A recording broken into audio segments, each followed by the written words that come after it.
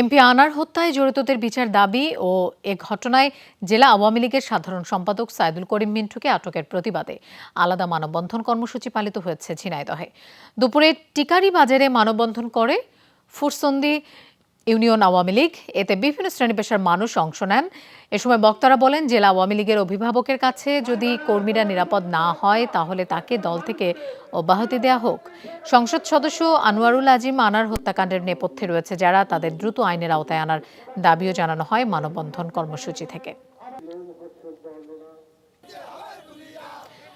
এদিকে এমপি আনার হত্যার ঘটনায় জেলা আওয়ামী লীগের সাধারণ সম্পাদক সাইদুল করিম মিন্টুকে আটকের প্রতিবাদে দুপুরে ঝিনাইদহ শহরের পায়রা চত্বরে মানববন্ধন করে স্বেচ্ছাসেবক লীগ। এতে আওয়ামী লীগ ও সহযোগী সংগঠনের অনেকে অংশ নেন। এ সময় বক্তারা অভিযোগ করেন, ষড়যন্ত্রমূলকভাবে মিন্টুকে আনার হত্যা মামলায় ফাঁসানোর চেষ্টা চলছে। অবিলম্বে তাকে মুক্তি দেওয়ার দাবি জানান বক্তারা। মানববন্ধন শেষে বিক্ষোভ মিছিল বের করা হয়।